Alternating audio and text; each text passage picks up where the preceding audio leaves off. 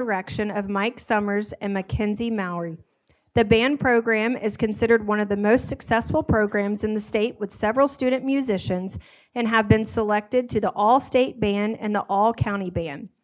Over the past 19 years, both the concert band and jazz band have won first place at every competition they have entered, and they consistently receive superior ratings at the annual band assessment.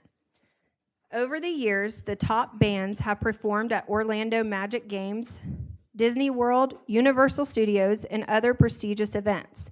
In 2016, the jazz band performed in New Orleans at the Jazz Historic Museum, B.B. King's, and Preservation Hall. In 2018, the jazz band performed in Nashville at the Country Music Hall of Fame, RCA Recording Studios, and outside of the Grand Ole Opry. This evening presenting Oakleaf Junior High School and the Oakleaf community will be the top saxophone quartet as well as this year's all-state musician on clarinet.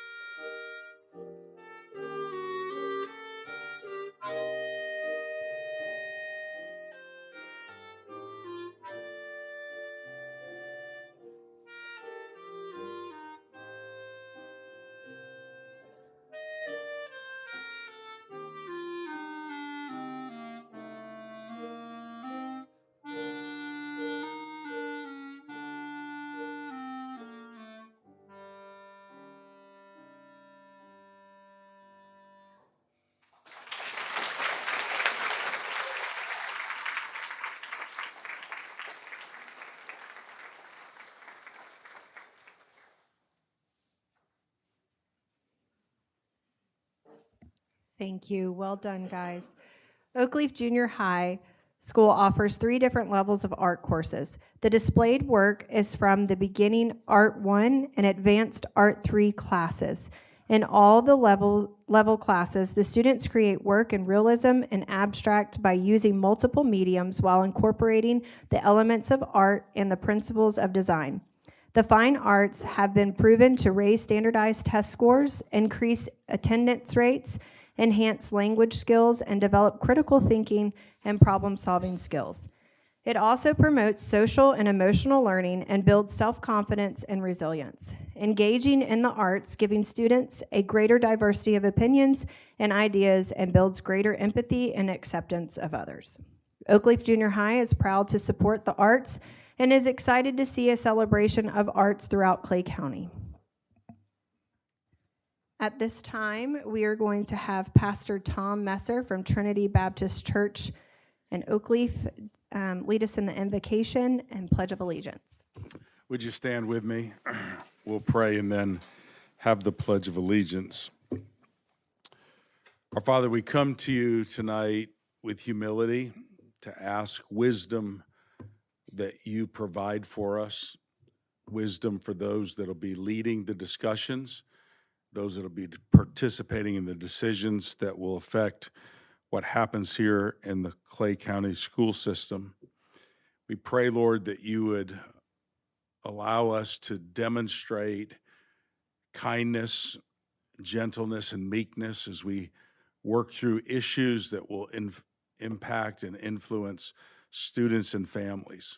We pray that in this great state that we live in, this great country of opportunity, that our students and families would flourish, that they would be provided opportunities for growth, they would be given what they need to meet the challenges of growing up and entering into adulthood equipped and prepared to live the kind of lives that would glorify and honor you. We thank you for people that have a heart, a willingness, and a desire to pour themselves out for the good of others, and not just for the good of others, but for the good of all of us, for the common good here in this community. Bless this meeting tonight.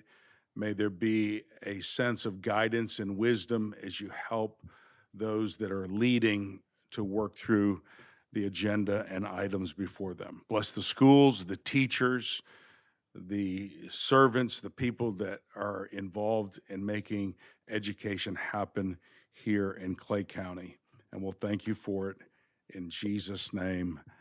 Amen. Join with me for the pledge. I pledge allegiance to the flag of the United States of America and to the republic for which it stands, one nation, under God, indivisible, with liberty and justice for all.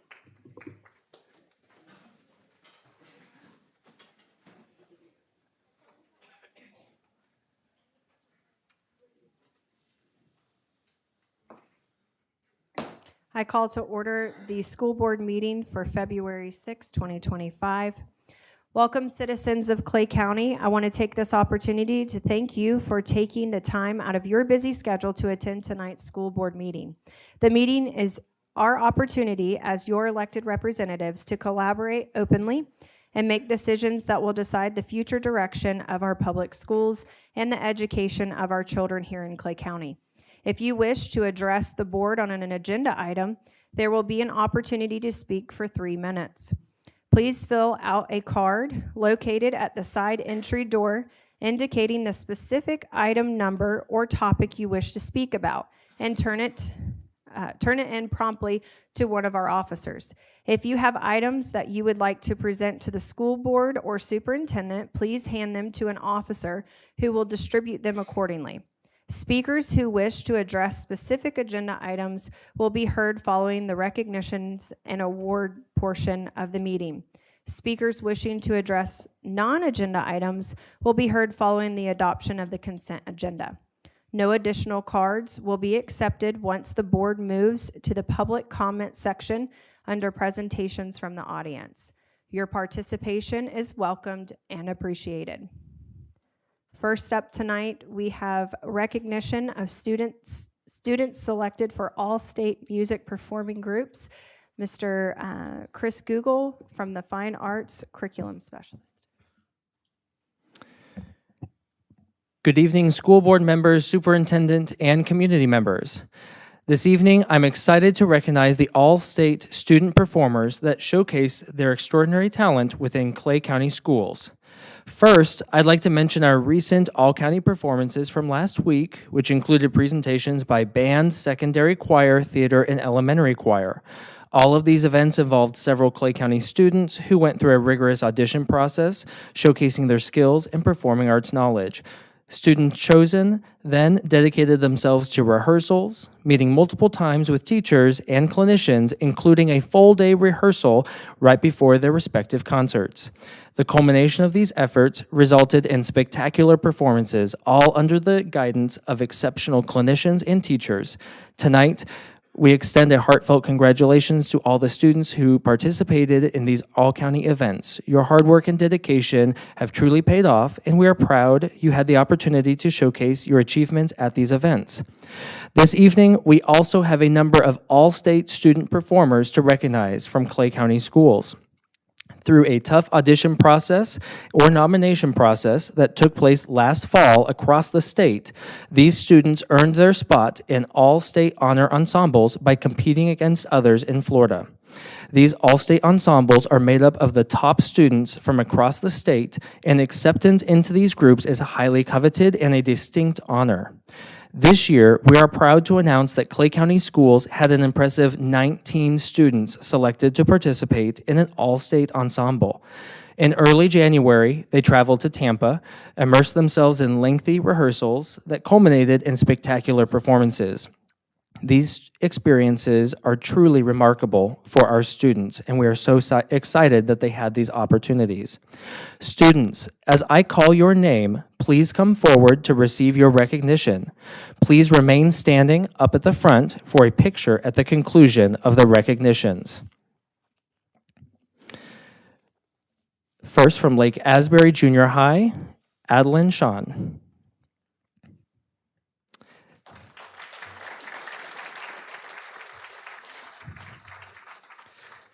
Lake Asbury Junior High, Sarah Fennell.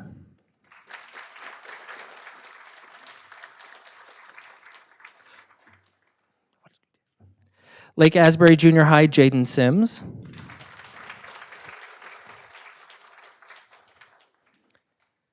Lake Asbury Junior High, Abigail Greenlee.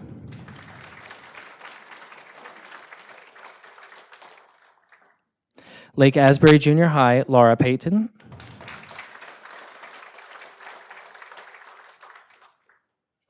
And Lake Asbury Junior High, Lacey Bennett.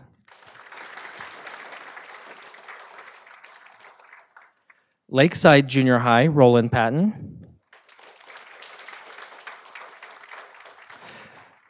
Oakleaf Junior High, Emily Summers.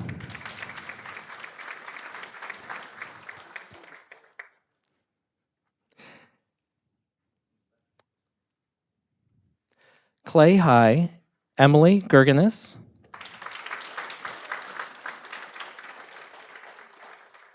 Fleming Island High, Luke Reed.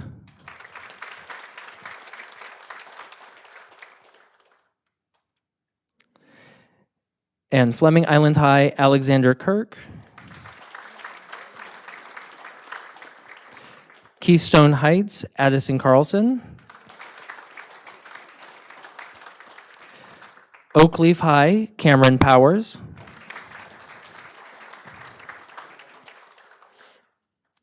Oakleaf High, Layla Davies.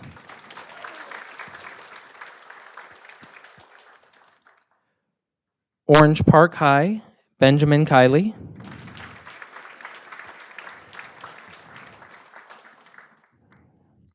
Orange Park High, Marco Garvich via Vicencio.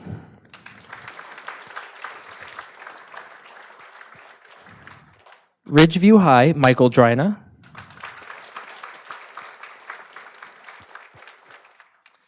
Ridgeview High, Lillian Michelle. And Ridgeview High, Janiyah Francis. Let's hear it one more time for all of our all-state students from Clay County.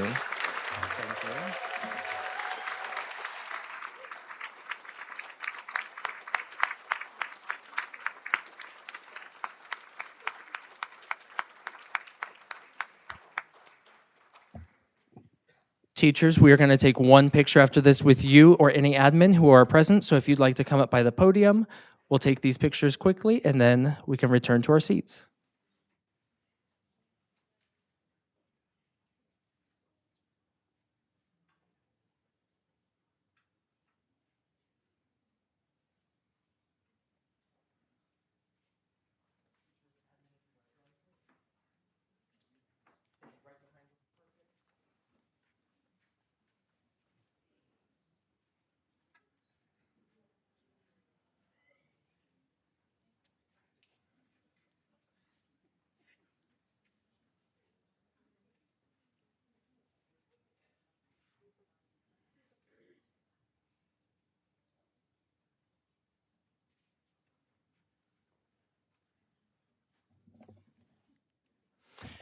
And before we conclude, I want to express our gratitude. Thank you to the school board, the superintendent, music teachers, principals, and the families of these wonderful students.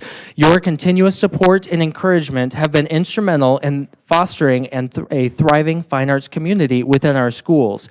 Together, we're creating an environment where creativity, dedication, and excellence are celebrated. Thank you so much for being an integral part of our students' artistic journey.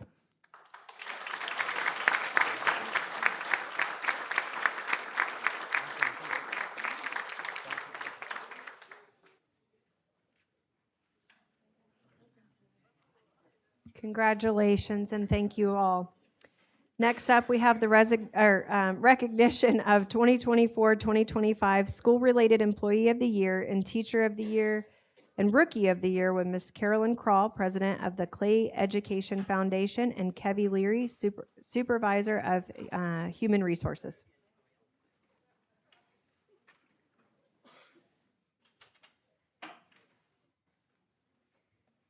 Good evening, school board members and Superintendent Broski. It is with great pleasure that I introduce three exceptional individuals who have made a significant impact on our school community. We're here tonight to recognize the Teacher of the Year, School-Related Employee of the Year, and Rookie Teacher of the Year. First, please join me in congratulating our Teacher of the Year, Miss Amanda Watson.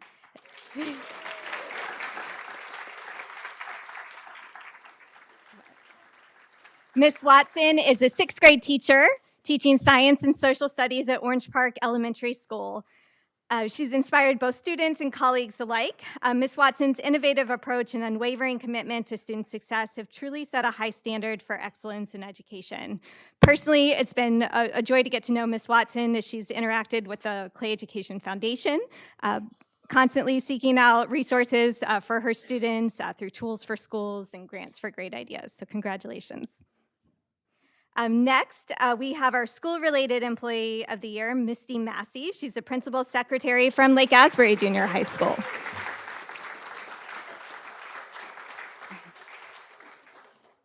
One of the quotes that stood out from her packet was from her principal, Miss Creel.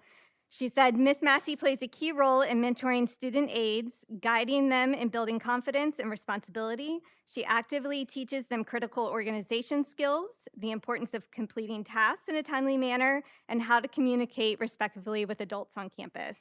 Through her patience and guidance, these students learn valuable skills that prepare them for future challenges, both academically and professionally. Congratulations.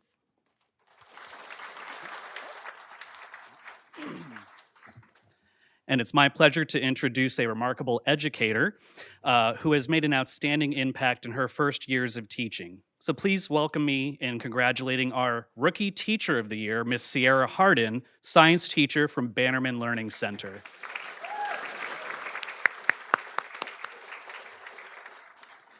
Miss Hardin quickly became an invaluable member of Bannerman's school community, demonstrating a high level of empathy for her students and enthusiasm for teaching. When asked what advice she would give to a first-year teacher, she said, "First and foremost, build relationships with your students. The foundation of any successful classroom is trust, And students need to know that you care about them before they care about what you're teaching. Couldn't have said it better myself, Sierra. We're incredibly proud of Ms. Hardin and excited to see all the wonderful things that she will continue to achieve in the years to come. Please join me in celebrating all three of these remarkable individuals and their contributions to Clay County District Schools.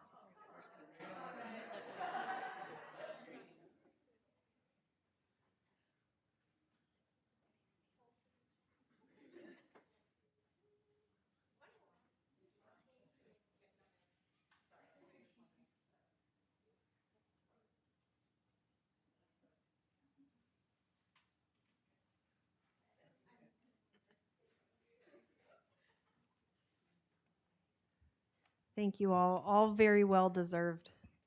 Next up, we have recognition or recognized schools earning the Florida Department of Education's Purple Star School of Distinction with Miss Kelly Guilfoyle, Director of Climate and Culture.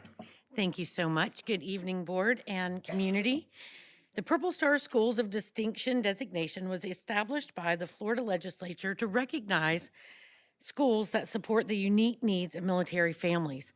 The criteria include systems in place that help military-connected students navigate critical challenges, provide resources for military-connected students when transitioning to a new school, providing extensive staff professional development centered around the unique needs of military families, and providing additional activities to those families of military-connected students.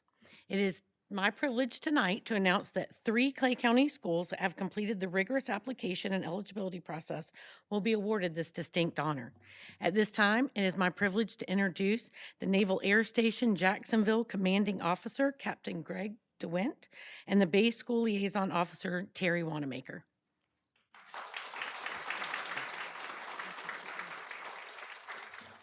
Good evening, Mr. Superintendent, board members, families.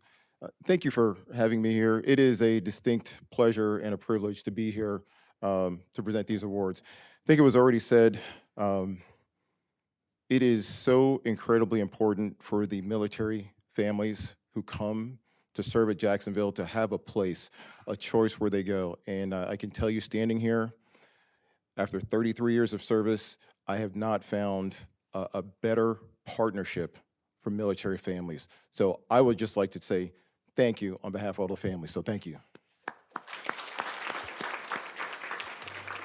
As I get ready to read the names of the schools, this is in no particular order, so everyone is right up there for the family. So first, I'd like to recognize Purple Star School of Distinction, Swimming Pen Creek Elementary School. Please come on up.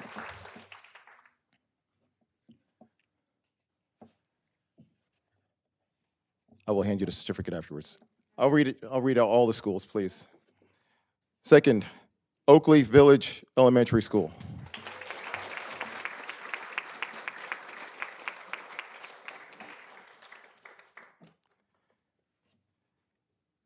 And Coppergate Elementary School.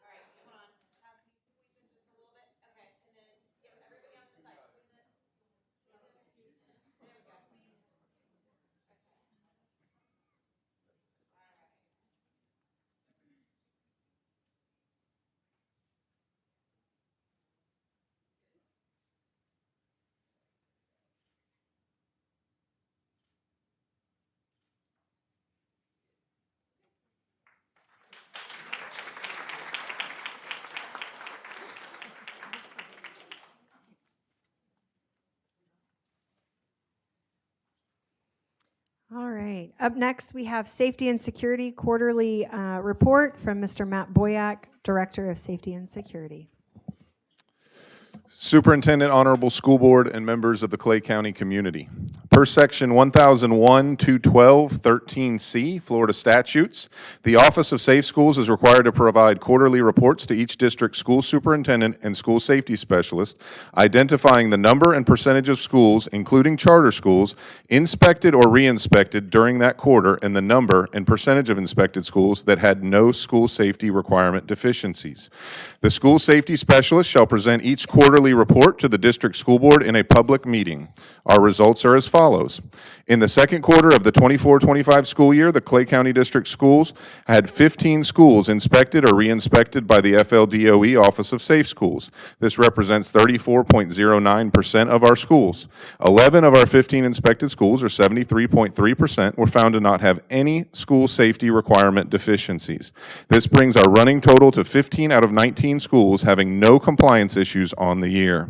To conclude, I want to take time to applaud our school leaders, teachers, and support staff for all working together on a daily basis to keep our schools safe. I am very proud of everyone's efforts and know we will continue to make safety a daily priority.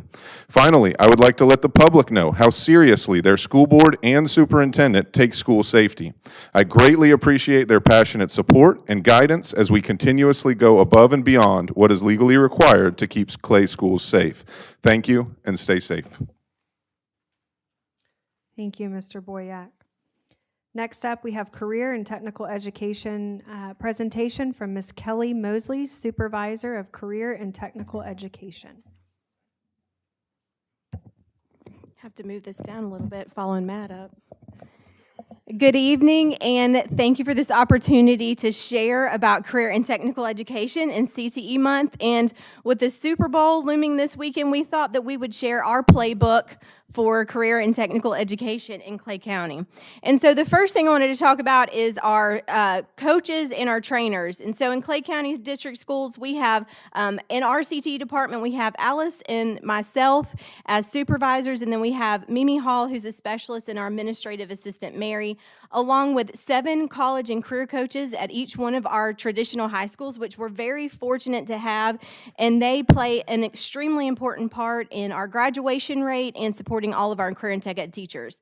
We have over 120 CTE teachers in our junior high schools and our high schools, and we work really closely with our new teacher coaches out of the professional development department and Robin Bossinger's shop to make sure that those CTE teachers are supported and have the tools that they need to be successful. Because many of our CTE teachers actually come from industry. They didn't come through a college of education like some of us did, and so we have to help them learn how to become teachers as they're masters of their craft.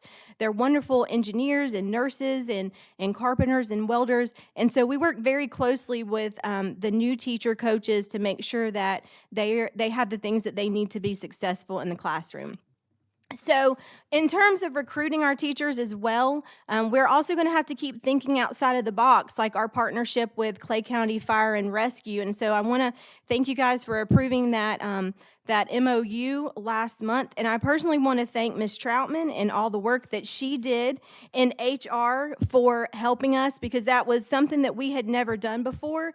But we've already seen in the past month the great work that Lieutenant Kreider has done, and we know that we're off to a great start there and keeping that fire and rescue program alive there at Orange Park. So in terms of recruiting our students, this time of year is the time of year whenever we have all of our college and career coaches and a lot of our high schools that visit the 8th graders. We also have, we send out emails to all the parents and students with our CTE video and make sure that we have a link to our book that we have shared with you guys. You can check it out. It has pages for each high school. And my favorite part of the book is the chart in the very middle that shows all of our different CTE programs that we offer, over 35 of them, the different schools they're offered at, and then the industry certifications that each program is working on students getting each year. So we also have our college and career coaches. They go out to the junior high schools to promote their programs, and then the school counselors are going to go out next week with the course selection sheets so that they can decide on what they want to take in high school. So in terms of training our teachers, how do we do that? We have lots of summer curriculum planning sessions where they can get together with their colleagues across the county to plan. We have PLC times every month or twice a month on Wednesdays, and that has, if there was one good thing that came out of COVID, I guess it was our ability to use Google Meet. And so for us in CTE, we would always hear from our CTE teachers, we wish we had more time to get together with the other culinary teachers or with the other health science teachers. And so fortunately, we're able to do that on Wednesday afternoons and with their content PLCs, and they're able to get on a Google Meet and collaborate with those teachers across the county. And so also our Florida Association of Career and Technical Educators, they provide courses for our for our teachers. There's professional development from DOE, and then all of our advisory boards that we have, they are able to give us, if teachers need some technical training or things like that, we're able to address that in our advisory boards. We have 14 different advisory boards that meet 2 to 3 times a year. Most of them are virtually, and they range anything from health science, agriculture, IT, digital design. Keystone Heights High School has their own advisory board for all of their CTE programs, and those teachers are able to join their content area as well. But also in preparing, like, what are we going to do for the future? Every 2 years, we have to have a comprehensive local needs assessment. And I know some of you have participated in that exercise whenever we go through that. Alice has been working hard on our CAPE, our Career and Professional Education Act strategic plan. And then we also have curriculum frameworks from DOE that our teachers have to go by.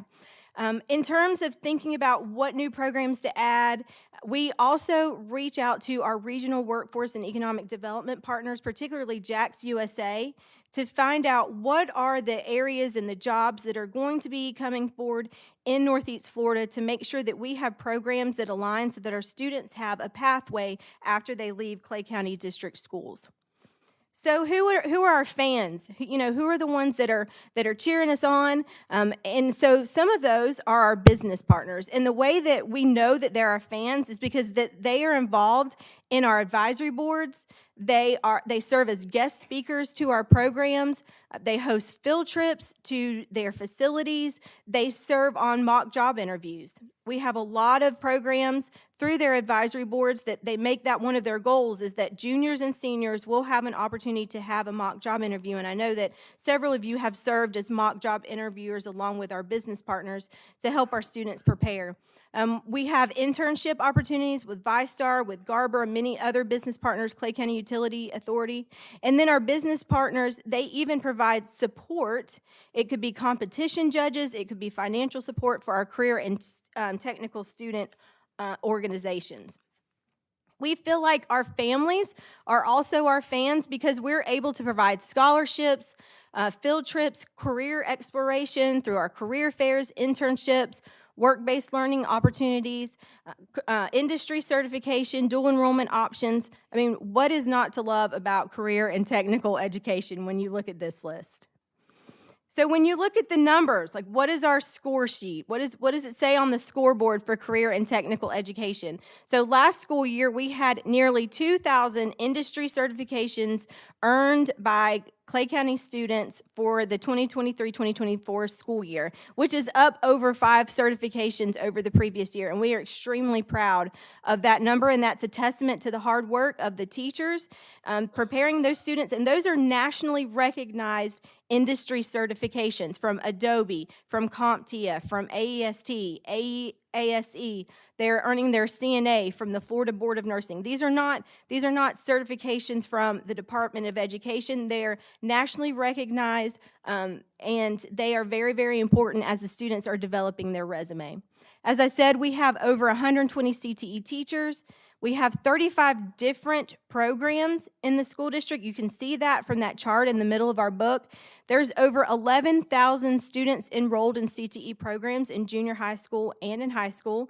And those junior high programs, they will take a semester class. So they have many different options that they can take to explore what they want to do in those exploratory junior high courses before they move on to high school. We hold 2 college and career events. We hold one in September, along with, and we work with Clay County Education Foundation on these events. And the event in September, the families are able to come in the evening. And then in each February, during CTE months, we bus any students who want to come to the fairgrounds for the career fair, and that is during the school day. So they have 2 different options to check that out. And we have nearly 70 businesses, post-secondary institutions, and military options that are already registered for our career fair next week. And we have almost 300 students that have registered for that event as well. And we also offer 2 different community tours every year, each in the fall and the spring. We open up our CTE program so that business partners can come and check out our programs. And so we had Ridgeview in the fall, and then in March, we will have Keystone Heights High School that we're going to showcase for our spring community tour. So who are some of our MVPs? You saw several of them at the Apple Awards, as Christy Fields was a top 5 Teacher of the Year finalist. She teaches health science at Middleburg High School. And then Lane Samples, he teaches ag out at Oakleaf High School. He was a top 10 finalist. Mackenzie Stone, she was a finalist for Rookie Teacher of the Year. She teaches ag at Lake Asbury Junior High School. And then this summer, we basically cleaned up on all the FACTE, the Florida Association of Career and Technical Educators Awards, where we had several of our teachers that were recognized as New Teacher of the Year, Community Service Recognition, and then Sadie Durham, who is a tremendous partner from Ascension, Clay County. She was recognized statewide as the Business Partner of the Year. And last year, Maria Binkin from Lake Asbury Junior High School, she was the National Technology Students of America Advisor of the Year. Another one of our MVPs, and this is an area that's very close to our heart, Alice, Mimi, and myself, we were very involved with our CTSOs when we were teachers. And so these are our career and technical student organizations. And these organizations give students opportunities for competitions, for scholarships, for field trips, for leadership development. And we are really proud of our CTSOs, as we have students that have competed locally and regionally. And so in every one of these CTSOs, we have students that have qualified to go to state. And so we expect some of them to even compete for nationals. Skills USA, they're having their regional competition tomorrow. And Jake Allison at Middleburg High School, he said on the advisory board meeting today that this is the best automotive student he has, and he thinks that we're going to have to pay for him to go to nationals. So Alice said, bring it on, we're ready. We would love to see that. So what is our draft plan for coming years? So looking forward, we are adding advanced manufacturing at least 2 high schools, and we're going to be starting with Orange Park High School this upcoming year. And then we're making sure that we keep updating equipment and facilities through grant funding sources. And so we have automotive equipment updated at Clay High School, Middleburg, and Orange Park, as well as our business labs. And a couple years ago, we were able to add health science at Ridgeview, and then this year we added health science here at Fleming Allen High School. So every single one of our high schools offers health science to meet the demands of healthcare in this region. So what is our goal? When we're looking at our scorecard, our draft, how we're recruiting, our goal is to prepare students who are college and career ready, and students who are going to enroll, enlist, and become employed. And we want to make sure that you guys understand that is one team, one Clay. Our teachers, our students, our college and career coaches, our school counselors, administrators, business partners, and so all of us together help our students to discover endless possibilities. Thank you.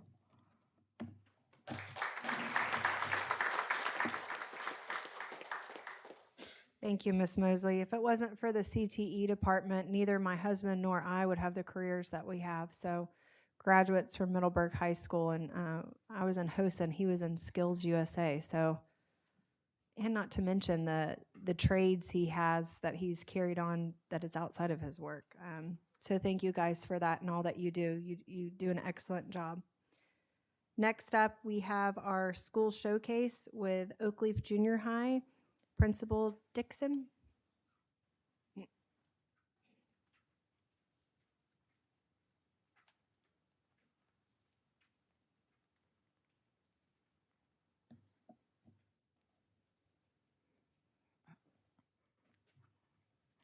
Good evening, Superintendent and Board. I am Principal Dixon, Wilnitra Dixon, the proud principal here at Oakleaf Junior High School with my awesome administration team. We have Mr. Elia as our assistant principal, Mr. Freeman, and Ms. LaFontant, all a part of our dynamic team here at Oakleaf Junior High School. Oakleaf Junior High is the home of the Yellow Jackets. We often refer to it as the Hive. And part of the team that works with us, we are fortunate to have 3 school counselors, 1 licensed mental health counselor. We have a military family life counselor, a school social worker, and we have athletic directors. We have 1 position, but we split it. So we have 2 individuals who support our student athletes as well. So at the Hive, we focus on honor, integrity, value, and excellence. Students hear it every day. Those are our expectations, and we think about how often should we introduce or share those or remind students of those expectations? Every day. And so with honor, be respectful to yourself, teachers, staff, and peers, and that golden rule of treat others the way that you would like to be treated. Integrity. And to be honest and intentional in all that you do, making those great choices, those good choices all the time. Find value in others and peers. And then looking at, as our students continue to grow, we are in junior high and we make mistakes, finding value in learning from those errors as well. And we are there to support our kids. And excellence, showing your best in every way, every day. Students hear that here at Oakleaf Junior High School. We are proud to, as I move into the academic highlights, we were recognized at the principals meeting for our attendance. 93.98% is our average daily attendance. That's top for all junior high schools in the district. And so at the Hive here, we think about honor, integrity, value, and excellence. The school is a building, right? And everyone who comes to work and shows up for our students every day, they help our students feel like they're a part of that team that really push that culture. So students are excited to be at school, and those engaging classrooms as we walk into every day, that's very important. So we are proud of that high attendance rate there. So as we look back at the previous years, the 23-24 FAST results, we were excited about our ELA results as we were the top junior high school with a 14% increase in our proficiency. 8th grade ELA, we showed an 11% increase in proficiency from the previous year. Look at the algebra, 96% proficiency, and of course, 100% proficiency with our geometry classes.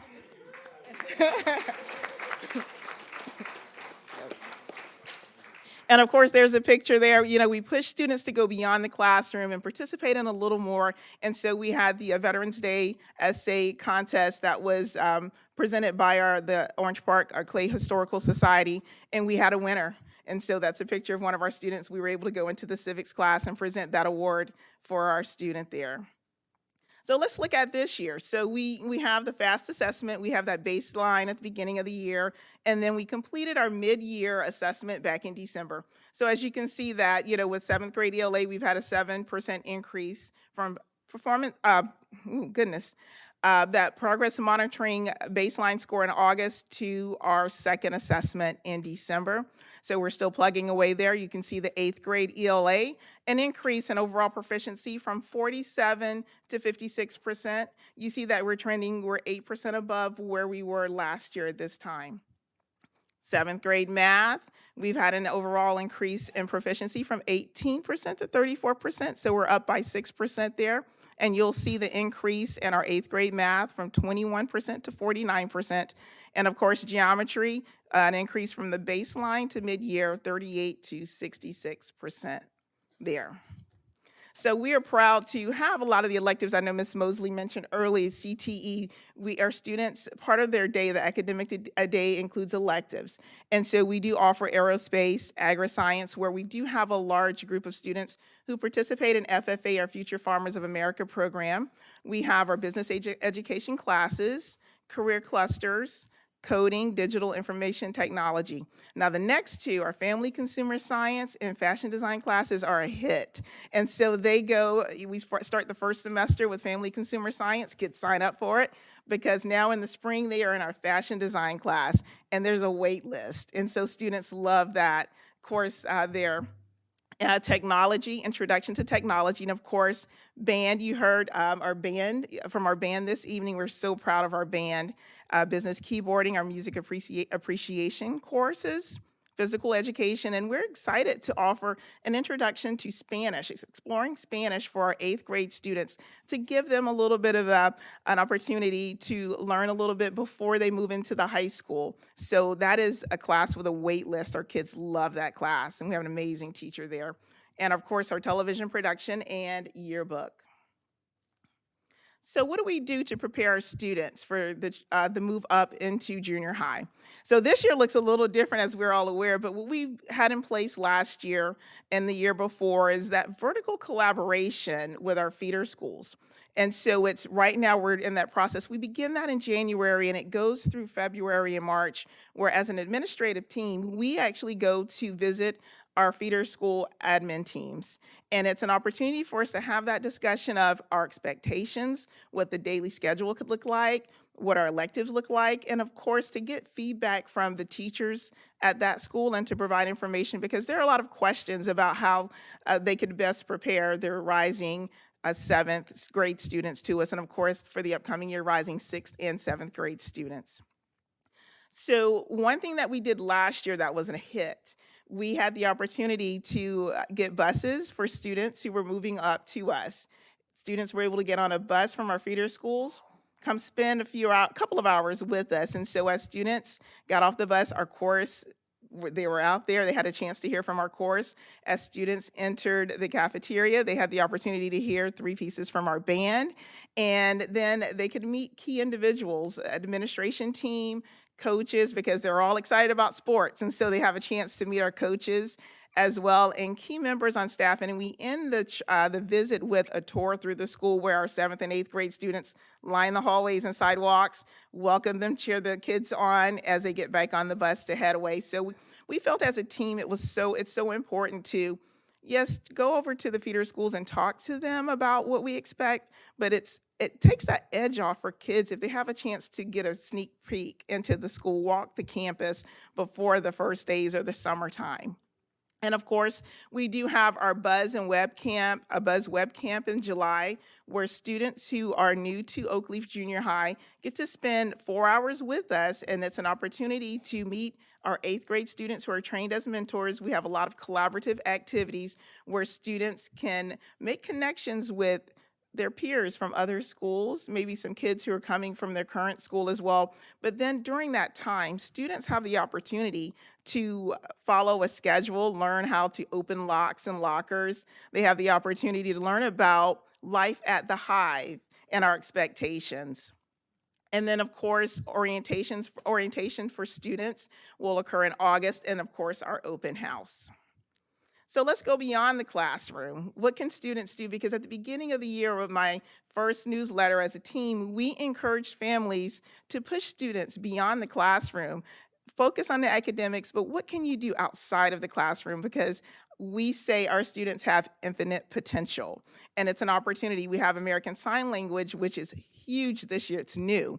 And so it was a packed classroom. So at 8:30 in the morning, we had to take additional chairs into the classroom because kids were so interested.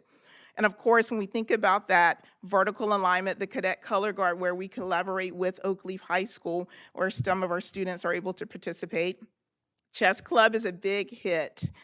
We have our Comic Club, Crew, Dungeons and Dragons, Future Farmers of America, our Lady Stingers, which is a mentor group on campus, our math team, National Junior Honor Society, robotics, and student council. And of course, that picture up there is a picture from one of the meets at, we went over to St. Johns County to Patriot Oaks academy to compete. And so our students had a wonderful time there.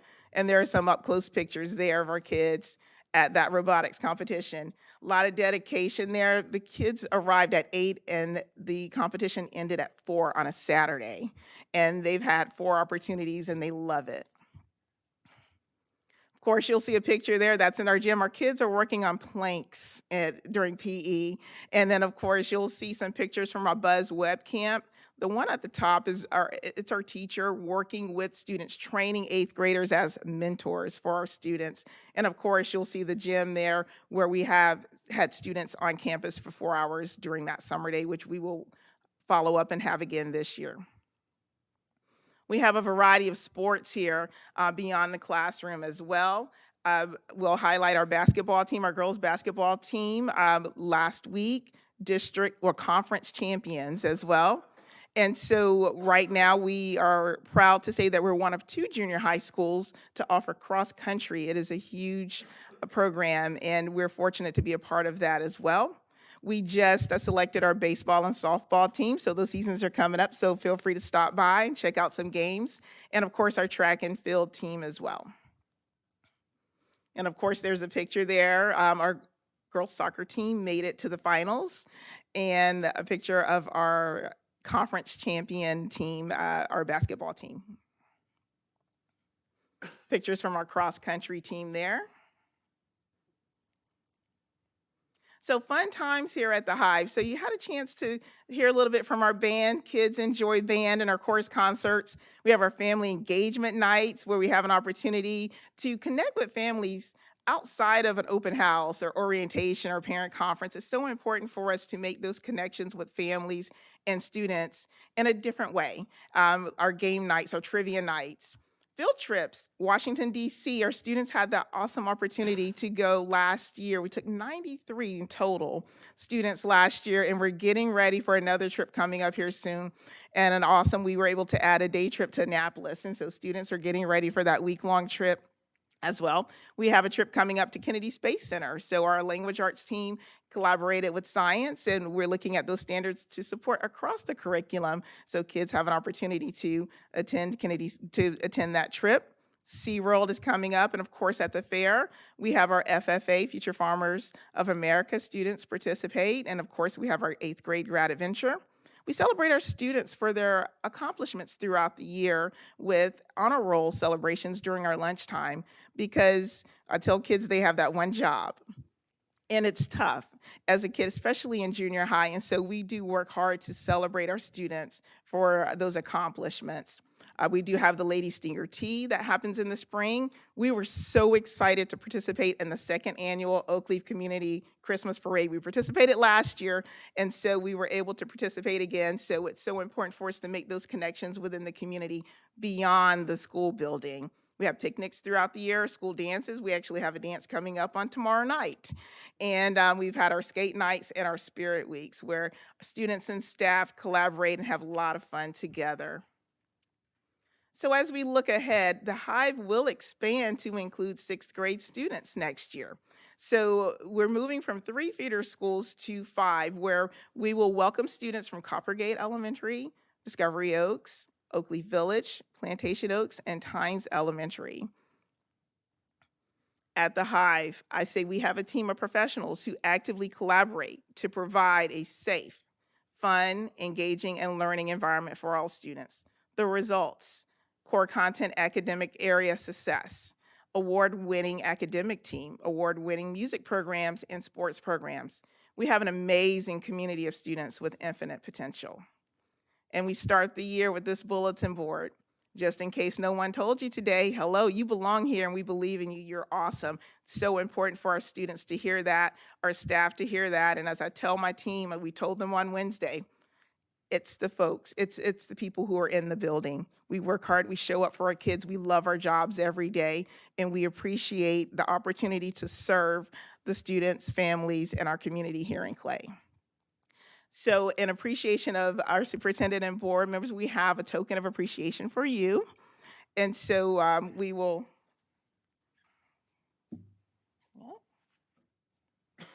just a token of appreciation from the Hive, a memento here.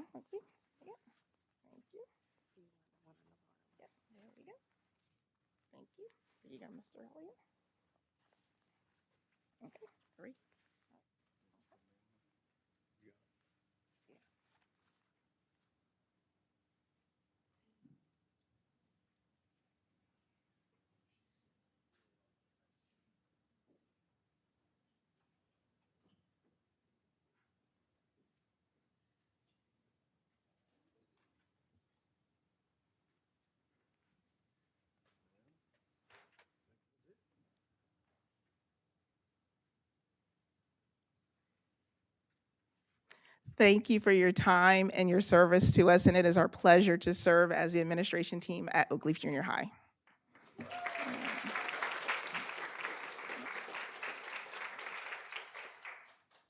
Thank you very much. At this time, it will be the last call for comment cards. Last call for comment cards. And seeing none for the consent agenda, we're going to move on. And there's no special action for A or B. We're going to open up the public hearing for D3 to approve, as advised, the 2023, 2024 through 25, 2026 Policies and Procedures Manual.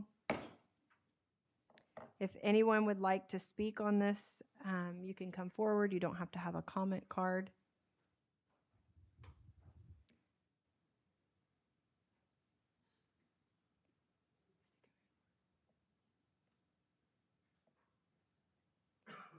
Please state your name and address.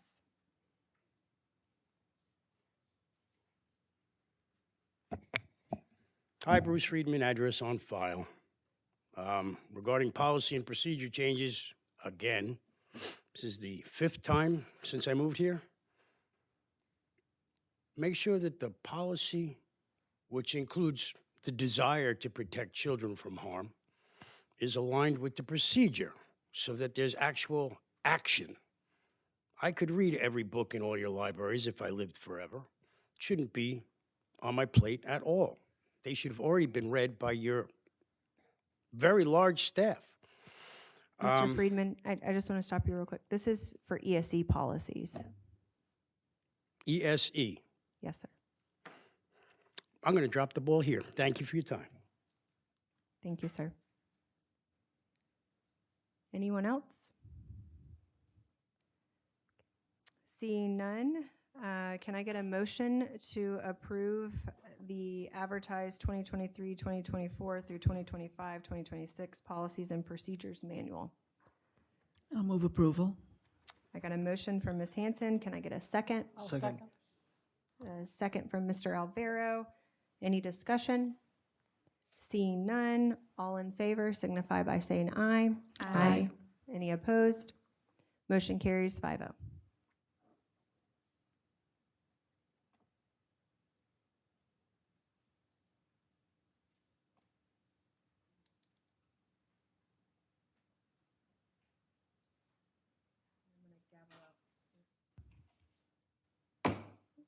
And we're going to continue with the, a gavel out of the public hearing and continue with our consent agenda.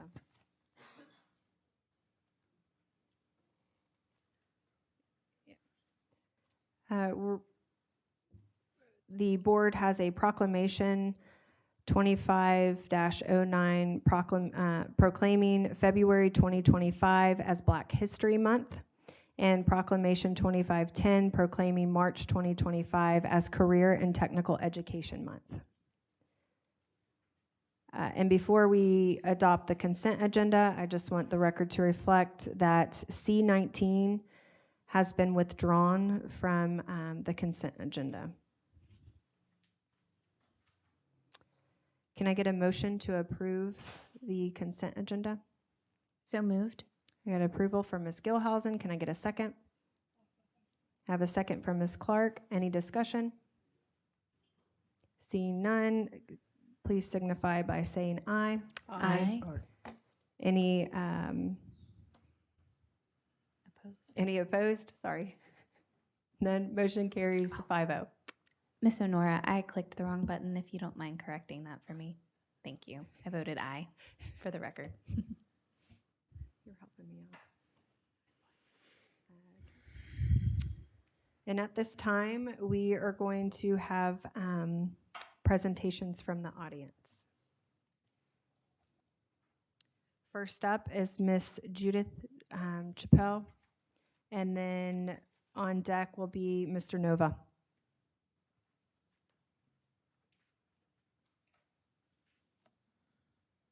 Good evening, Judith Chappelle, and my address is on file. After watching the workshop and listening to your discussion concerning teacher and student interaction over social media, I would like to address the board on this issue. I'm not speaking to you as 8th grade Michaela's grandmother because she is not allowed on social media. She does not have access to Facebook, Snapchat, Instagram, TikTok, or any other social media platforms. I know, it's old school parenting. Forgive me. However, I would like to speak to you as possibly 10th grade, 11th grade, or 12th grade Michaela's grandmother. Michaela does have access to Synergy, Google Classroom, the band app that her chorus teacher uses, and to me.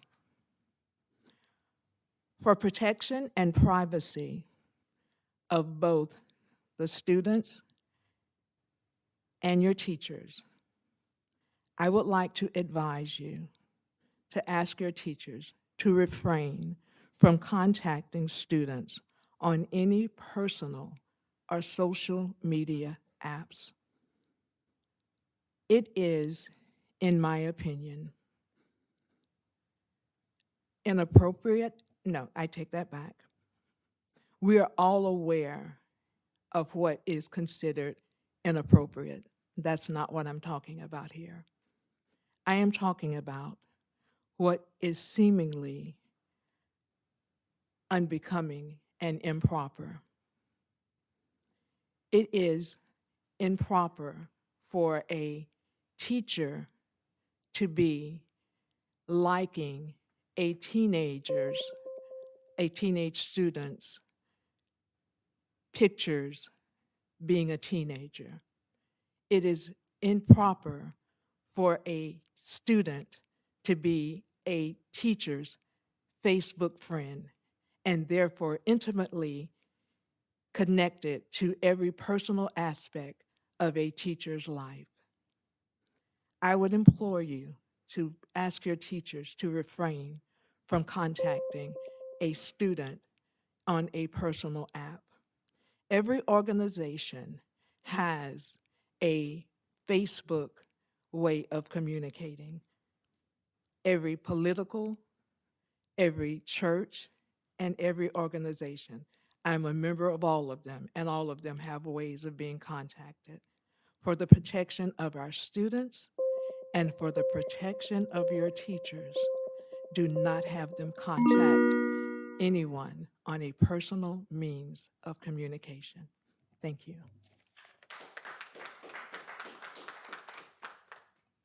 Mr. Nova?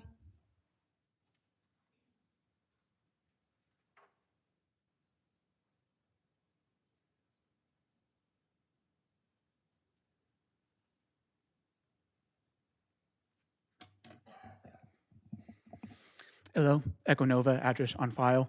I have a couple of points that are somewhat related. I'll try to move through quickly.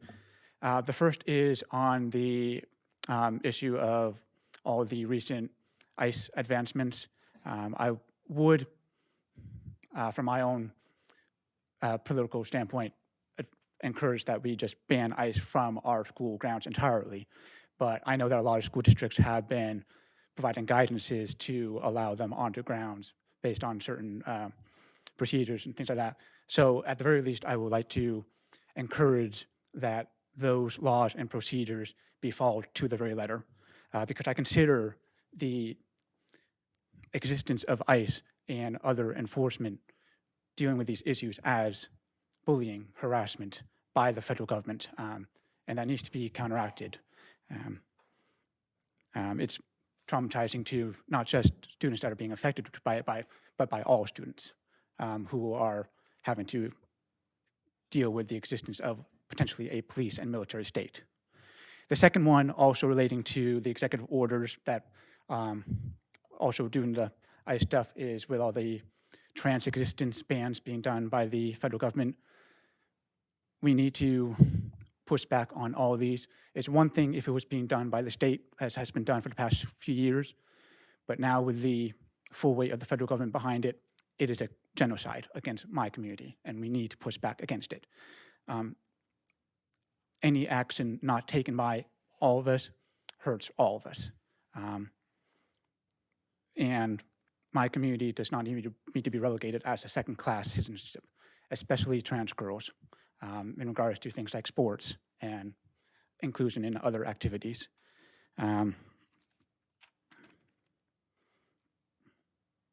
Something that I've been noticing in the past few months has been the pushback against including links in books, things about like Trevor Project and other organizations for my community.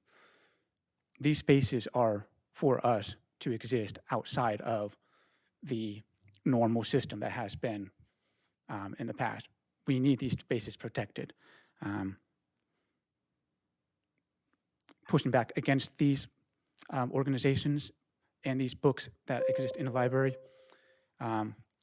really just says that we don't exist at all, and we cannot have that.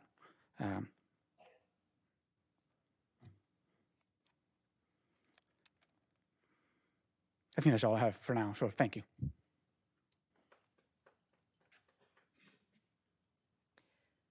Thank you. And I would just like to say, Mr. Broski, you can correct me if I'm wrong, but we're going to follow the laws of the governor and the president here in Clay County. Yes, ma'am, that'd be correct. In fact, DOE has put out information related to that. Thank you, sir. Next up is Miguel.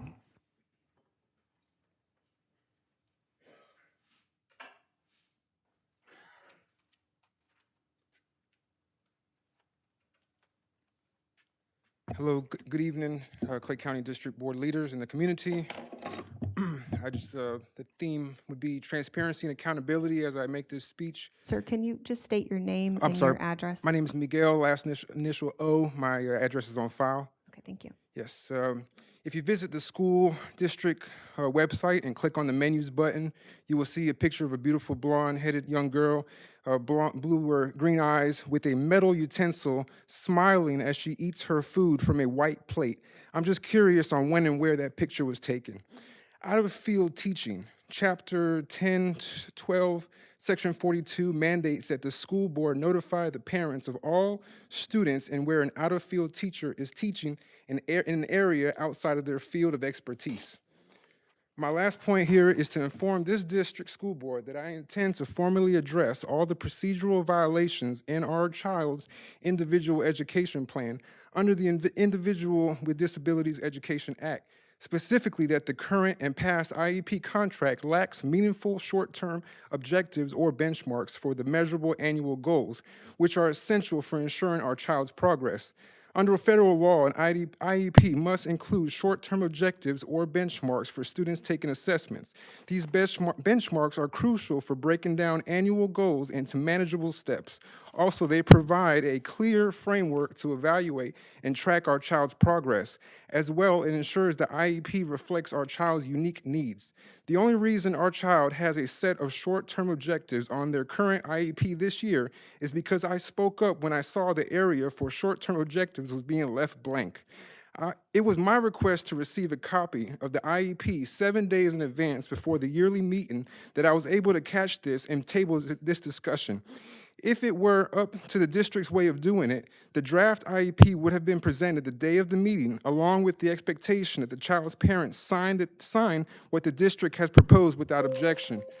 When I asked the ISE specialist / ISE case manager / ISE instructor, yes, it's one person with 3 titles, when I asked them why they don't have measurable annual, when I asked them how can we have a measurable annual goal without any meaningful short-term goals or objectives, their answer to me at the meeting was, that's not how we usually do it, which to me was not acceptable and shows me the whole thing, special education, is a sham. At short-term objectives are where the rubber meets the road and where the work begins. So in closing, the same way our child's IEP lacks meaningful short-term annual goals and objectives is the same way this district lacks transparency when it comes to disclosing out-of-field teaching assignments, the same way that the picture of the elementary child is eating a nutritional meal for lunch. Thank you. Mr. Friedman.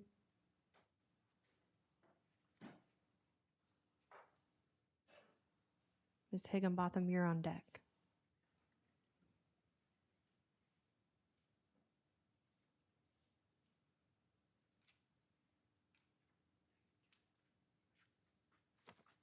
Thank you again. Bruce Friedman, address on file.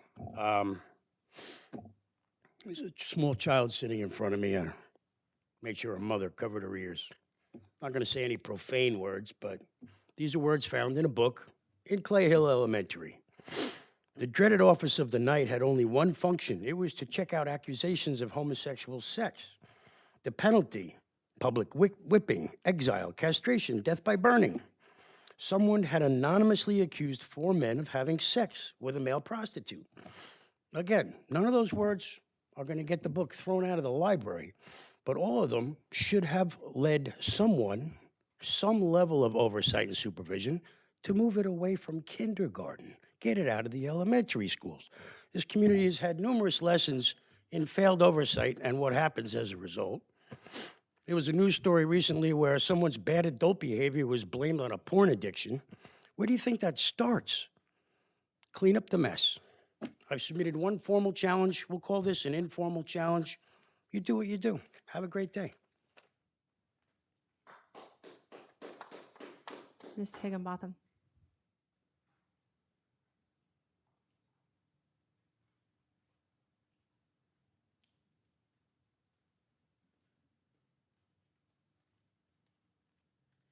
Good evening, Constance Higginbotham. My address is on file.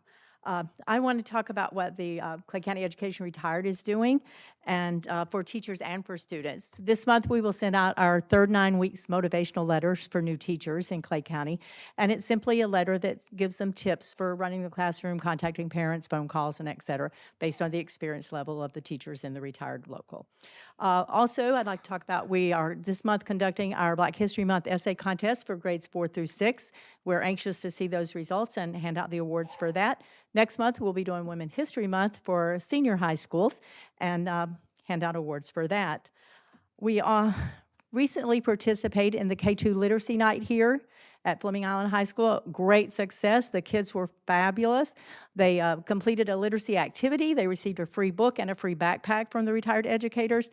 And in fact, one particular little boy came back to the table 5 times, and he said, if I do another activity, can I get another book? So that was just really heartwarming as a former educator.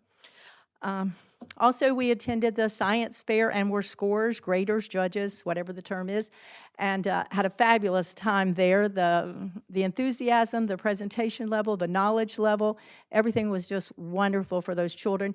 We as an organization give Pride of the Spirit of the Fair Award for $100 to one student out of the group. And we were so moved by all we saw, we will be giving 2 awards on the 10th at Ridgeview High School. So thank you for allowing us to be a part of the Clay County School Board project. Thank you. All right, thank you. Seeing no more cards, we're going to move to Ms. Vicki Kidwell with the CCEA update.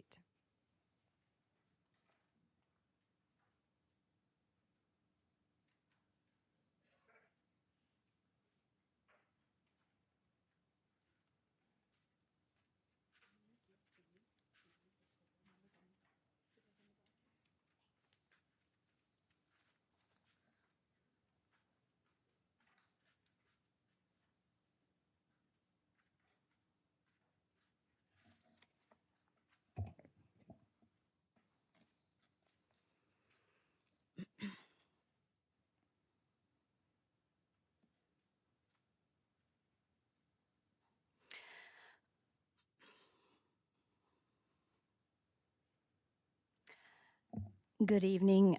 Thank you for the opportunity to share the voices and experiences of your educators in Clay County District Schools. Last week, CCA made a social media post about veteran teacher salaries, and that upset some people in the district. We were accused of sharing inaccurate and misleading information. I agree that the information was upsetting to see in print. However, I assure you that it was accurate, factual, and designed to spur conversation, determination, and we hope action. Tonight, I want to share some additional information about veteran teacher salaries. I'm sharing all of this data not to diminish in any way the gains that Clay County District Schools has made in raising salaries for educators. I'm going to gladly pause right now and acknowledge, with gratitude and willingness, the willingness of this school board and the district to stretch and agree to significant salary increases over the past years. I also gratefully acknowledge your willingness to fund insurance premium increases in order to prevent insurance costs from negatively impacting salary gains for everyone. But current salary data for veterans still paints a bleak picture. There are a lot of factors that have brought us to where we are today with salaries. Many are outside the control of the district and of CCEA. Our salary schedule is an entry-only salary schedule. Where an employee is hired, they are placed on the salary schedule for their experience level. But after that, that schedule has no impact on their salary. Automatic salary increases for experience, often called steps, were eliminated over a decade ago when the legislature mandated performance pay be the criteria used for salary increases. Each year, when the salary increases are bargained, our negotiations are often bound by rules and mandates that are passed by the legislator. I have given you copies of the salary schedules from the 2009-2010 contract and the current contract so you can view them. One's on the back of the other. I want you to pay attention to the highlighted salary lines year 25, 26, and 27. The CCA Facebook post was a comparison of a 27-year teacher on the 2009-2010 salary schedule with a salary of $60,000 and a 27-year teacher on the 24-25 salary schedule at $54,500. You can see that counter to all we know about economics, Clay County District Schools' salary schedule over the last 15 years has actually decreased. Because the salary schedule doesn't share the whole picture, I'm also sharing actual salary data from the 24-25 salary report. Using the data from the bargaining session in 24-25, we can see a real picture of how veteran teacher salaries compare with starting teacher salaries. Recall that the 24-25 starting salary was raised to $48,500. Data for teachers working 27 years shows that 68%, or 23 of the 34 teachers that are at that 27-year mark, had a base of 56,250 at 27 years. Now, I'm not going to go through all the data that I gave you on the next page, but I want you to really look at that because we had one of our crack mathematicians that works here at Clay, she's a great teacher, go through that data and give real data about real salaries. These are real people's salaries that you're seeing there. In December 2023, the inflation-adjusted median household income in Florida was $66,776. Based on the U.S. Census. 2023, 66,776 median income. It may be unpleasant, but it is necessary to focus our attention on salary data that reveals a disturbing reality for veteran teachers. The goal here is not shame and blame, but instead to bring understanding and spur action. This data does not lie. It paints a picture of the financial struggles contributing to the anxiety and the dissatisfaction of veteran teachers in Clay. Thank you for being brave enough to see it. I had several people reach out to me, and these are their comments in their words. I'm a 21-year educator in Clay. This year, my salary was $52,000. That's $3,500 more than a brand new teacher with no experience.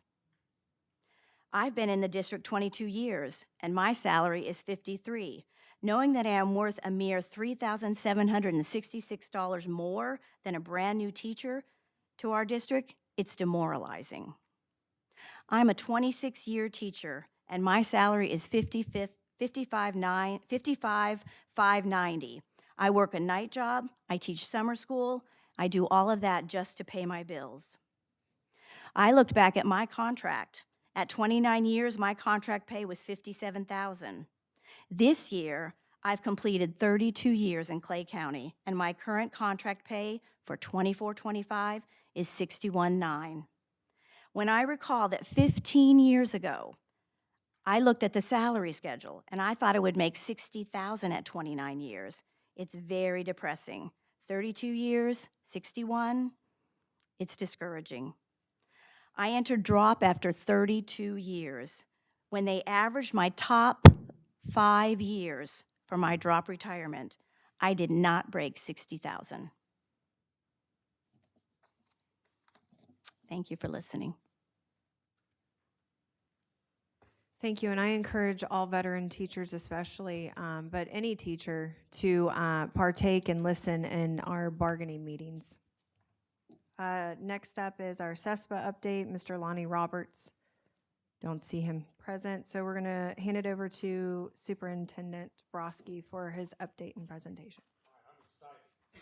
I'm excited, so we'll go quickly through this. Schools of the month, let's go ahead, and our very first one is McCray Elementary. They do a great job out there. SBJ is doing fantastic also. We appreciate the work out there. February is Family February. Get on there, vote for your favorite school. Thank you to Community First for being a good community partner and sponsoring that event. They get the big pencil that you've seen at many of the schools in the front office, as well as a lunch involved in that. My favorite thing to do is when I go out to visit students. This is Lindsay from Shadowlawn, fantastic student out there at Shadowlawn. They're kind of a little shy, like when you first see them in there, and certainly Lindsay was. The lady on the left, Angel, it's kind of a funny story. That's Green Cove Springs Junior High. And that night, usually when I give the student the sign and the certificate and all that, I usually joke with them and I say, hey, I'm going to drive by your house and see if that sign's out there, kind of thing as a joke, and they laugh and all that. Well, I got a picture on my cell phone, which I don't know how this happened, but there was a picture of Angel in the front yard with the sign. And I tracked it down. It was Frank Jenkins, who was a custodian at Ridgeview High School for many, many years, and somehow had my phone number, and that's his granddaughter. So it's kind of like a small world. I'm like, who's stalking me on my phone? I was worried, like, oh, who had this happen, kind of thing. Great kid, and then Christopher at Middleburg High School. Not sure quite what to say about Christopher. He's character. He's involved in. He's the manager of several sports teams over there, and the kids have really taken a liking to him and brought them in, and it was a really special visitation there. Literacy Week, fantastic week. I couldn't do it without kind of showing this, trying to show a little bit about reading. I try to talk about it a little different each time. You can see the eight strands of reading. So if you look at reading, typically visually, it's easy to see it. It all forms into a rope. The thing I'd like to point out about it is that each one of those skills are individual, right? So in theory, you can go ahead and assess students to figure out what area they're not as strong in, and then you work to improve that. We do that through our MTSS process, by which we assess students and say, okay, if a student has a particular deficit, then we want to work to improve that deficit. It's kind of a common sense, almost like a doctor diagnoses and then provides a remedy for whatever the diagnosis was, okay? Florida has a little different system. They only go by 6. So you can see the 6 areas of reading, and we're talking specifically about the science of reading, which was a big push by the state. You can see the 6, and then you see the plus 4 forms of assessment, and then students are either in Tier 1, Tier 2, and Tier 3, and as a student has more difficulty, they would move up the tiers, providing more support so the students can, in fact, read better. Reading's not a be-all, end-all. You don't read or not read. You read at various levels of reading, and that's dependent upon how strong your rope is and how many of the skills within reading you have. So that's my best 2 minutes of reading instruction. It was fantastic. All the students out there, you see, they're all evidence-based curriculums that we have out there. Students are provided targeted support in small groups in order to close the gaps. our annual early literacy night. I think I spent like 6 different event nights with Miss Hanson out there, like almost in a row. It was you, me, and Sue. Yeah, so she was there playing Legos with a kid. I didn't get that picture though, on the floor there of the right here, actually, right there. She was doing that. It was a fantastic event. So thankful for everybody that gave their time to put the event on. Then we had some celebrity readers. The left is Aaron Bean, our congressman. He was out at OPE and also at Patterson Elementary. I don't know who that guy is in the middle, but I sure am enjoying that moment because that little guy right there with the glasses on was absolutely precious. And when we did a group photo, he's like put his arm around the top of me, but he wasn't tall enough, and it's kind of like awkward looking. But just to see the excitement in their eyes as a secondary person, every time I go to an elementary school, it's like a new awakening when you see young people and just joyous to learn. And then you see Miss Hanson, Dr. Hayward out there for the big event at Wilkinson. She really throws out the gauntlet for reading out at Wilkinson Elementary School for sure. One of the things you don't know is that the older students go down. Older students from the high school, if you're an athlete at the high school, when you go to elementary school, you're a big deal. You're a big deal if you show up with your football jersey on or that kind of thing. So the students see those students, they come down there, they're integrated in there. In fact, they probably listen to them better than the other adults, right? Because they're closer to their age. So thank you for that cross curriculum. CTE month, no doubt. I was going to say this while Kelly and Alice were still here. Our CTE program is second to none in the state of Florida. It's renowned by all of the counties because we've got the mix of having our CTE program strategically spread out among our schools, and there's virtually nothing that we don't offer in Clay County schools for a student to get a trade. I'd also kind of point out that if 44% of students wind up taking the FAFSA and are going to go on a college-bound track, that would mean that the vast majority of students do not go on a college-bound track. So what are you doing for those students? And so that's why CTE is such a great opportunity. I think that might have been my signal, but I'm going to tell you anyway. 19 Skipper's saying she told him to do that. So I don't know if that's true or not, but I'm going to find out, right? No, I'm kidding. Why they're doing that, like she said, the 1,900 industry certifications, fantastic. Career fair, that's February 13th, 8:30 to 12:30 at the fairgrounds. Be out there for that. I've been to that, and I've seen parents walking around with their students and kind of trying to get them a job. And that's kind of interesting when you're trying to push the student out the door. So one thing we are in need of, that they're looking for professional clothing. All the high schools are looking for professional clothing. So if you cleaned out your closet and you find any of those items, black and navy, specifically dress pants, those kinds of things for mock interviews, et cetera, for students, we put that plug in. Florida Prepaid Scholarship, we have a partnership with Florida Prepaid. We give out 2 scholarships a year. They're valued at $8,000 each. If you have, you can enter until February 14th. I'll tell you, I've got 2 boys. We did both of those. I thought it was valuable to inflation-proof college education. So if you started now, it's as low as in the 20s. Let's see, $29 would be what it would be now. Upcoming events. We have a collaboration with CCSO and the FBI, and it has to do with smartphone safety.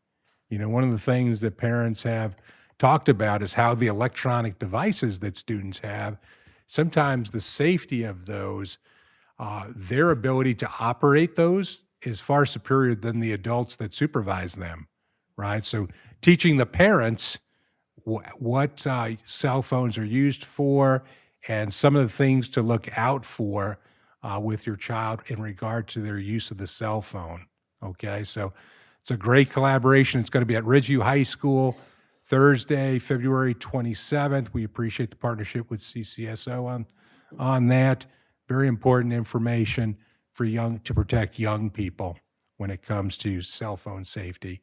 You could also see it's Black History Month, NCTE Month, National School Counseling Week. Interims are available on February 7th. It's also Crossing Guard Appreciation Day, National SRO Day on February 15th. President's Day, the district spelling bee, elementary early dismissal. There's no shortage of things. If I could, let me just address salary and some of the comments related to salary. You know, one of the things that I think Ms. Kidwell was trying to do at the beginning, might have been drowned out a little bit, was the recognition of the work of the board in recent years. So I'll give you a little data. This is data that I commit to memory. Over the last 4 years, the district has provided an additional $54 million towards compensation of our employees. If you go back in the entire history of Clay County schools, that's more than double any other 4-year period in Clay County schools. So I appreciate the recognition for that. I'll also say, and I think every board member would also say, that we think that veteran teachers is an area of focus that we all need to focus on. Okay, and I guess when I look at it, I do that, and then I say, okay, yeah, there's more work to do, and I think we're all committed partners in the work to do that, but also want to stress the amount, not only the insurance last year, that was $2 million plus the others, and when you add it all up, it's more than double what any other 4-year period was, and I'm proud of the board, proud for your support related to that, and I just wanted to recognize that so that everybody would see that. Are there struggles with it? Yeah, absolutely. You know, I'm not denying that there's struggles with it. I'm just merely trying to point out a lot of work by this board has been done recently, so I appreciate that. Thank you so much. Thank you, Superintendent Broski. We're going to move on to school board attorney remarks. Any? All righty. Now we're going to move to school board member remarks. We'll start with Ms. Hanson. That's okay. Okay, sorry. You know, We started with Ms. I love to Gilhousen go last time. first. Thank you, Mr. Broski, for recognizing the work of this board with the district.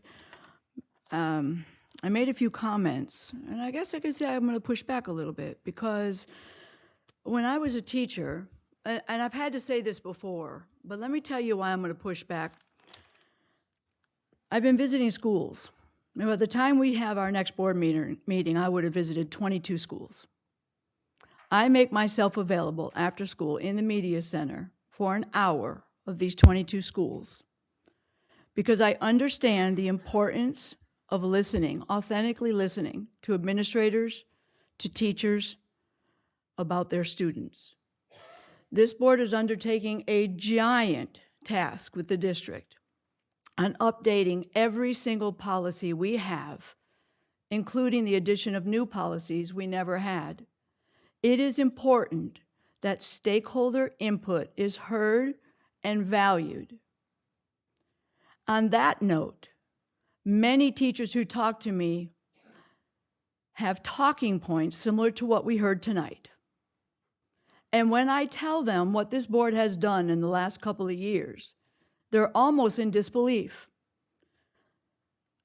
What happened during the years, and I'm very, very passionate about this, so I'm going to beg for your forgiveness ahead of time. For 10 years when I was a teacher in Clay County, I didn't get a raise. That was a different board, a different time. When I retired in my 20th year, I had never made $50,000, ever. So I do not want to sit in here because the problem was created long before I fought to have this job. And this board sits, and it is the easiest thing in the world, we as a united front, to talk about veteran teachers and make sure they are the focus of this board. And so I get a little bit bothered by the fact that we're talking about it now when I didn't hear a word about it for 10 years when I didn't get a raise. I even went down 1 year.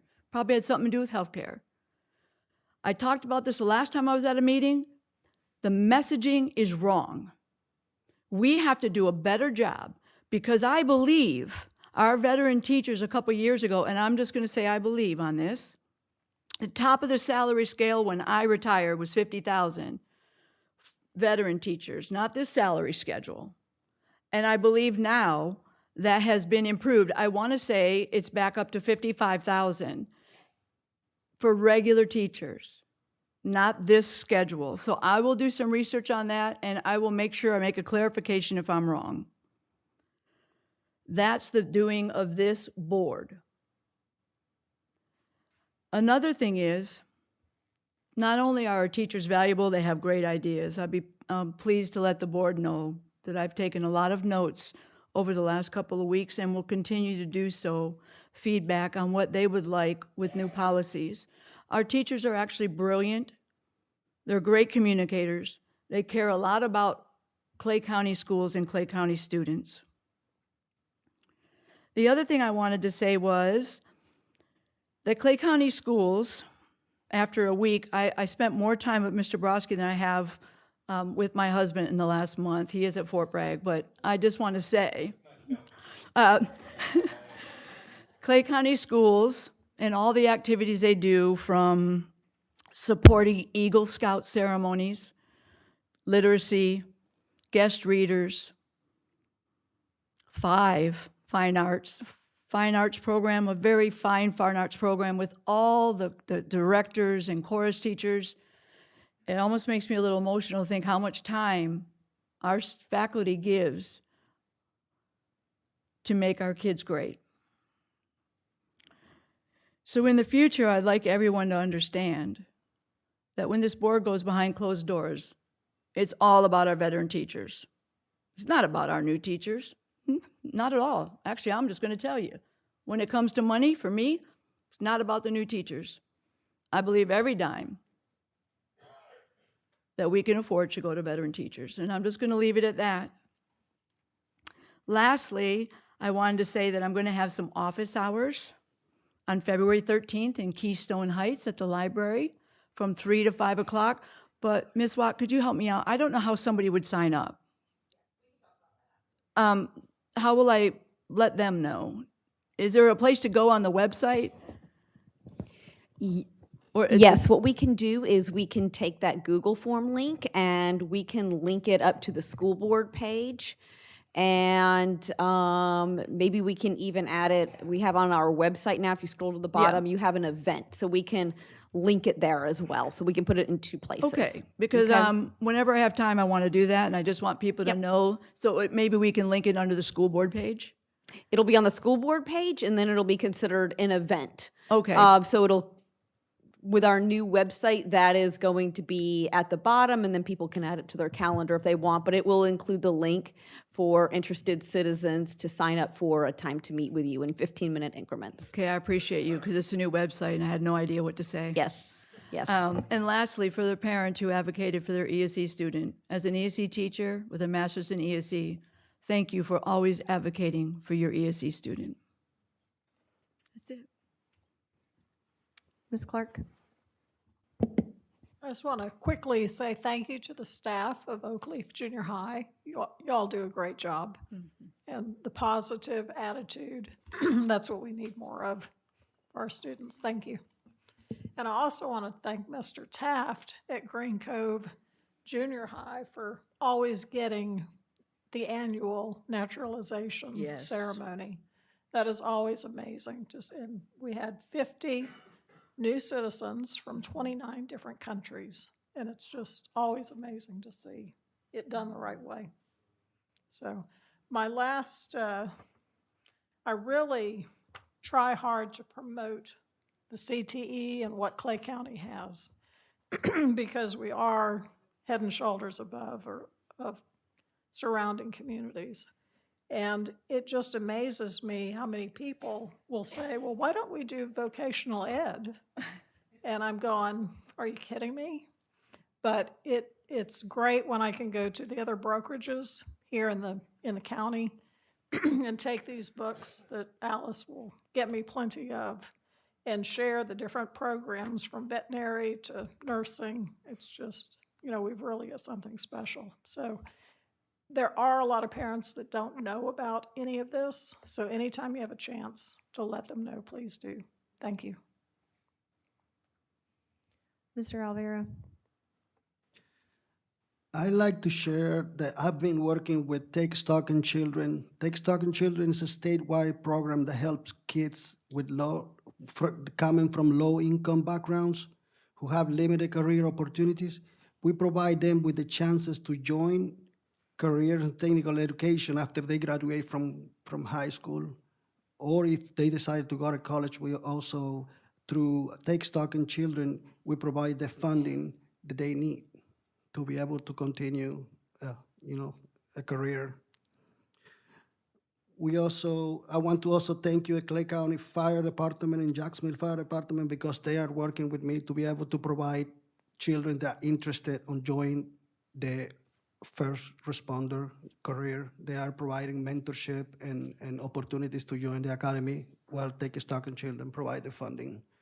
And thank you guys for coming to school board meetings. Ms. Gilhausen. January's been a busy month. You guys have hit on a lot of the things that were highlights this month. I think celebrating so much success with our teachers and Teacher of the Year and our support staff of the year.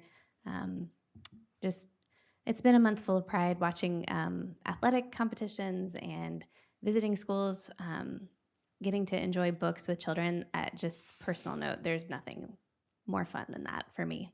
And I've been knee deep in it in my day job too, developing a literacy initiative where I work, and just seeing kids fall in love with literature.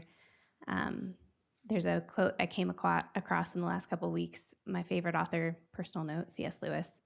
One of his quotes about literacy is that we read to know that we're not alone.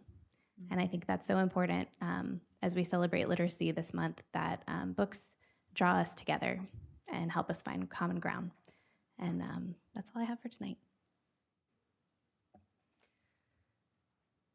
January has been a very busy month, and when I jokingly say it, but I'm so serious, I don't think I was home for the whole month. We had a lot of celebrations here in Clay County, and I missed a lot of them from not being here. However, I had very unique opportunities from training experiences that I had down south, getting the opportunity to meet with several elected officials, asking questions on where our education system is headed, what the plans are. I don't really know that many people exactly know what's going to happen, but that was a unique opportunity I got to experience. But I wanted to say, and I know Superintendent Broski touched on it, but we had Congressman Bean come to our district to not only read for early literacy week, but he came to celebrate our district.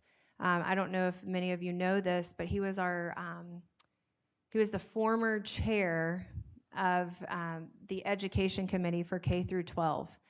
And when he found out that we were responsible for a #1 school here in Clay County and number 10, he was excited and very anxious to get here to celebrate Clay. There's a lot of work that goes into that, teachers, staff, but ultimately our students. We as a board have to provide those tools for our teachers so that our kids can succeed. And they've done a phenomenal job at that. And it was a unique experience, no matter what side of the aisle you're on. But Congressman Bean had the opportunity to share on the floor of the House the recognition of our 2 schools, so that our nation can know that Clay County is doing well, and we're here doing our job. So I thought that was very unique and a pretty cool experience. He gave the schools a flag that flew over top of the Capitol. I'm very patriotic. I come from a patriotic family, so that was a little emotional for me. I thought that was a very well thought out gift. But speaking of board training, I wanted to discuss with our board What date do we want to do the full 7 hours in one sitting for our master board training recertification with our new board member? And for those of you that don't know, we took master board training, and now that we have a new member, we have to up that training.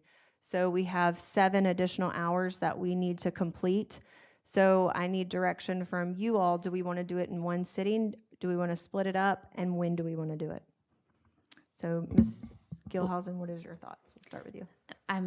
Either way, I can make it work with my schedule. I know we had talked about doing parliamentary procedure as well. So if we do those 2 things together, would it be 7 hours still, or would we be extending that? They are 2 separate entities, so it would be separately. Okay, so you don't want to do them on the same day? Yep, that would be. I mean, we could do a full day of that. Yeah, I don't know how long the parliamentary procedure training would actually be. So that's something that we may need to find out. But so it's 7 hours plus whatever that would be. Okay, I just wasn't sure if it would be worth splitting those into 2 days and then putting the parliamentary procedure on one of those days, or if we should do them separately. Like I said, I can make it work either way. I have a question to the board. We're going to be going over, maybe redoing some of our protocols. Is that something we can do in all one day? I mean, talk about them, change them, type them up? Or is that something we want to talk about, change them, come back and finalize? Like, can we actually, I know last time when we worked on our protocols, we kind of took our time with those and we had some time with the documents and came back together and made our changes. What do you think about that part? So maybe in that light, 2 days would be better than 1. So, Ms. Clark? Yeah, I think cramming it all into one would be a bit much. I think we need to at least make it 2. Mr. Alviera? Yeah, I agree. 2 days, I think 2 days will work best. And just split it down, divide 7 in half. Okay. Now, what day would you guys like to do it? Days. Do we have availability from FSBA? I think our direction was we were going to give the days and then, because they were very open, correct? Okay.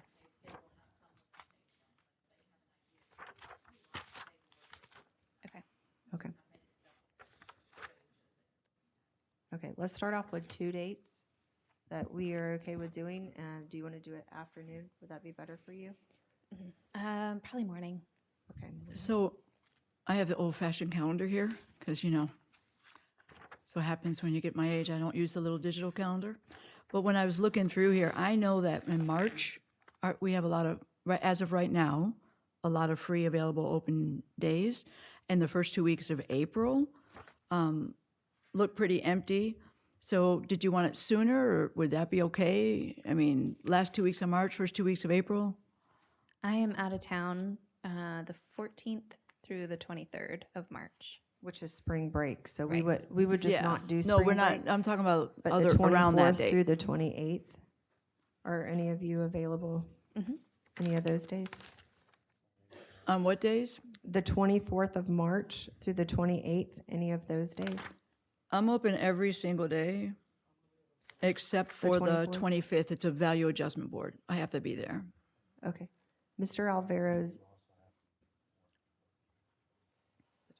Okay, Mr. Alvaro is available the 24th. I can do the 24th. Okay, because the 25th we have the workshop. Mm-hmm. Okay, can you do the 24th, Ms. Gilhausen? I can. I don't know the length of the workshop. Would you guys want to combine 4 hours of this with a workshop day? I mean, to me, that would save some. I have to attend, I'm mandatory attendance at the value adjustment board at 1:30 on that day after the workshop. Okay. They had to move it for me. Yep. Okay, so the 24th. So the 24th in the morning At would what be time? better for me if we What could do time? morning. You wanna- Any time in the morning, as long as it's after 7:30. Okay, so can we do, you guys, is 9 too late for No. you? Okay, so you want to do 9 on the 24th? And we'll see the 24th at 9? And then, so March 24th at 9 a.m. for the first half. And then the second half, would you want to do the next week, which is April? the 31st Mm-hmm. through the 4th. So are we going 9 to 11:30 or 9 to 12:30? Yes, yeah. The 2nd, okay. I'm open the 2nd. Is anyone open the 2nd? The second's fine for me. Hold on, I'm adding this to my calendar. Okay. You said April 2nd? April 2nd. Ms. That's a Clark, Wednesday. are you available April 2nd?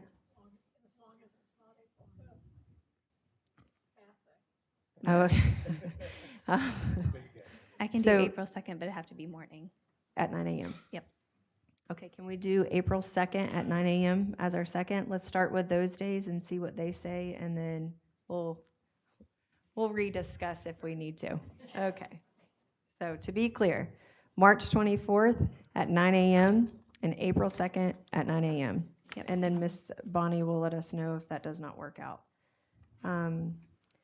And then lastly, just look for our school board flyer. It's coming out. We're going to do a monthly or quarterly flyer, and